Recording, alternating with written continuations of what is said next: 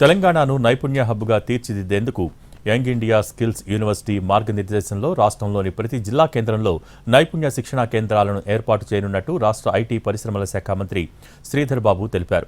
రంగారెడ్డి జిల్లా కందుకూరు మండలం మీర్ఖాన్పేట్లో young India skills university నిర్మాణ పనుల పురోగతిని పరిశీలించారు.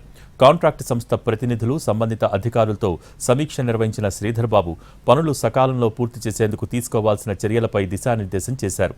పరిశ్రమలు, విద్యాసంస్థల మధ్య ఏర్పడ్డ అంతరాన్ని తగ్గించి తెలంగాణ యువతకు ఉపాధి కల్పించాలనే సంకల్పంతోనే అంతర్జాతీయ ప్రమాణాలతో యంగ్ ఇండియా స్కిల్స్ యూనివర్సిటీని ఏర్పాటు చేశామని వివరించారు ఆయన.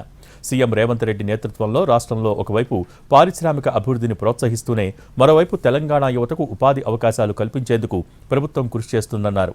తొలి దశలో భాగంగా మీర్ఖాన్పేట్లోని స్కిల్స్ యూనివర్సిటీ శాశ్వత క్యాంపస్లో అకాడమిక్ బ్లాక్, ప్రయోగశాలలు, వసతి గృహాలు, వైస్ ఛాన్సలర్ కార్యాలయాలను అందుబాటులోకి తీసుకొస్తామన్నారు.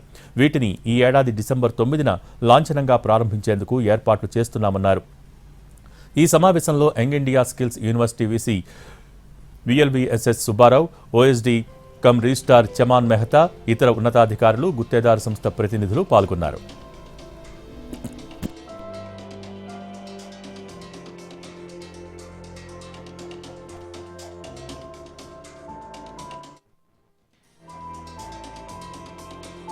CBSE 2025 10th ఫలితాల్లో Sri Chaitanya school all time record. Sri Chaitanya all India top mark 500కి 498. మన తెలుగు రాష్ట్రాల విద్యార్థి 495 మార్కులు, ఆపైన 26, 490, ఆపైన 197 మంది.